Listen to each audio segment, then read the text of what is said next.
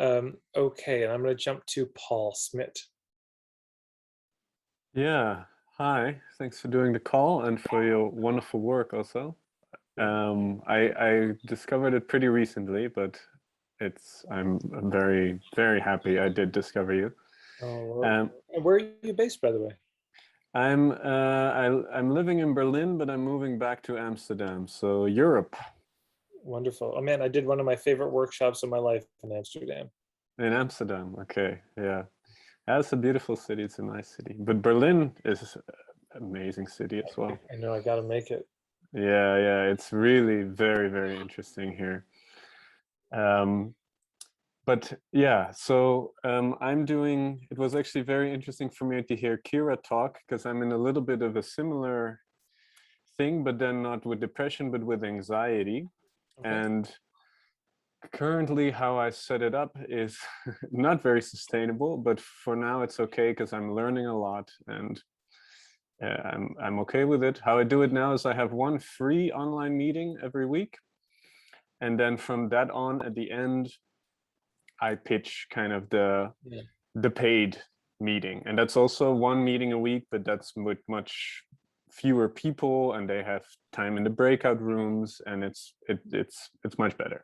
Yeah. Um, and but just a couple of things I'm wondering. For one, and then also they can do one-on-one work with me.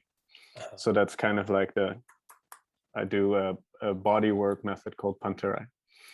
And there's a couple of things I'm wondering. For one, I'm thinking a little bit because about niche, Yeah. but isn't it too big? Because anxiety is an enormous chunk of people, unfortunately. Yeah. Um, and there's people who I don't know, work in some have a good career and feel like, wow, I'm actually acting out of fear quite a bit, and I would like to work on that. And there's people who can't leave their house, Yeah. and they both can come to the group, but it's weird to they don't need the same thing, and it's also doesn't really work to put them together maybe and to have them Right. share because it's just so radically different.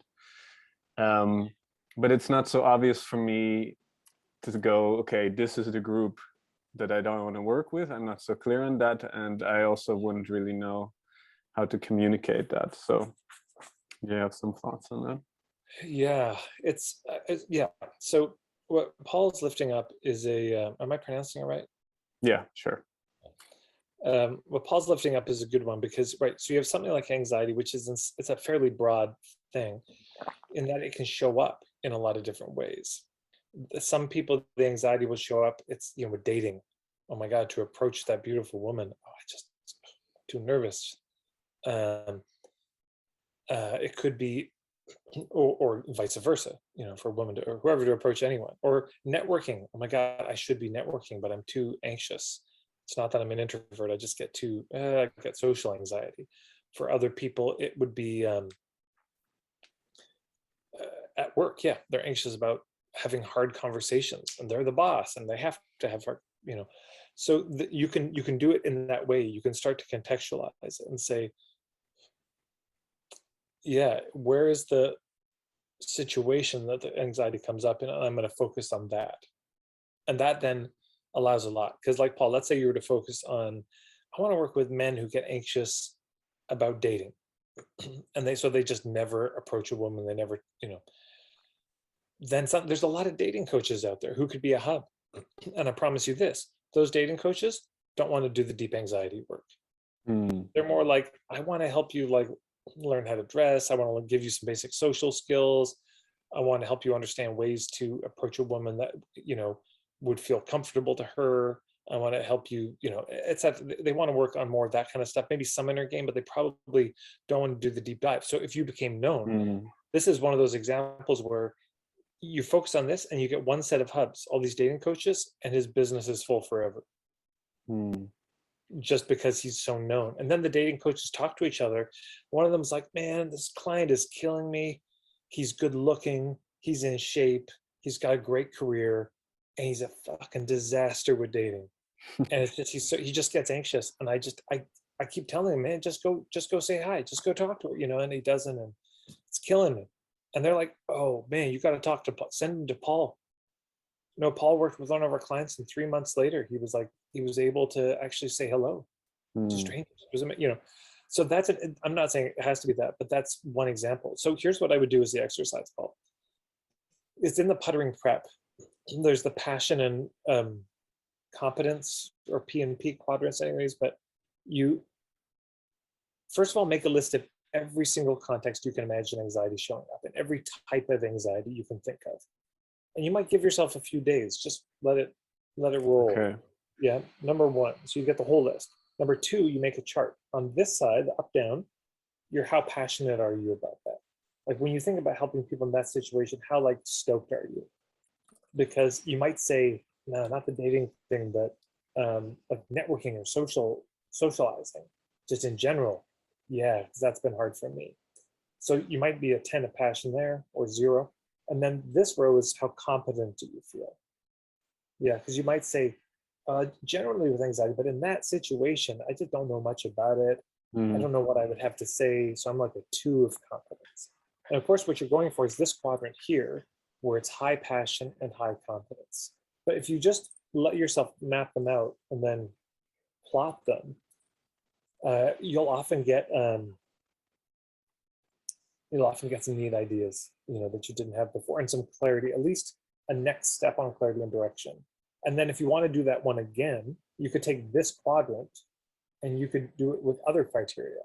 So you could say, okay, these are all kind of equalish passion and competence, but now I'm going to do it with like how profitable is it, and how easy are they to find, or Right. other criteria that may matter to you. And you can just keep honing it down. But the biggest thing for anyone who's in the healing arts, or you're a coach or something, this is in the puttering prep. There's a video about it, but our deepest wounds are often a doorway to our truest niche. Yeah. The places we've struggled and overcome, this is often the best direction there is. Yeah. So Yeah. Paul, maybe roll with that. Yeah. Can I ask, I'm really, it seems so obvious what you just said, but it completely had not occurred to me. So I'm really happy you said it.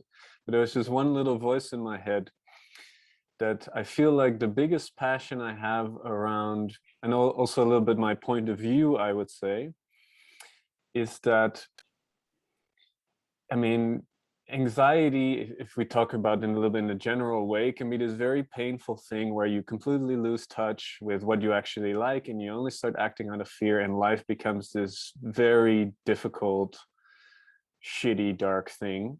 Yeah. And it's very hard. And I really feel that to come out of that, to work your way out of that, is difficult, but it's really like, there's so much healing and growth and transformation, and it's like a spiritual thing. You're learning to act from love instead of fear. Like it's Yeah.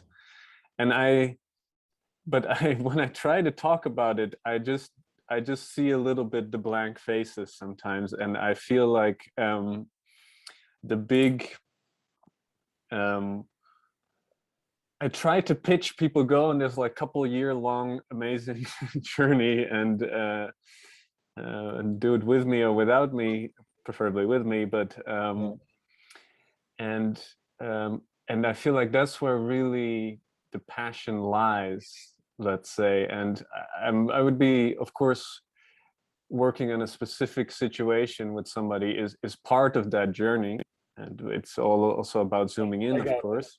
Yeah, I get it. Here's the thought. They come for the anxiety, but they stay for the love. Yeah.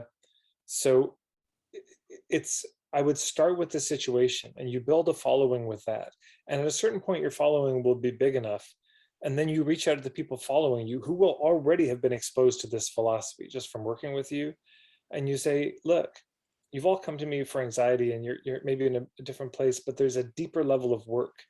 And I'm doing a beta test. I'd like 10 people who might be willing to do like a 6-month or year-long something. So you go to your clients who've already built a relationship with you, but the way you build a relationship is by the anxiety, in a particular context. So that's what I would say there. yeah, no, that makes sense. Yeah, Okay. amazing. Thanks a lot. You're welcome. Thank you for your work. as somebody who has dealt with anxiety myself in the past, it's just good to know there are people out there who have something to say and can help, because boy, it can sure be crippling. Oh yeah, yeah, yeah, yeah, yeah. So thank you. Mhm.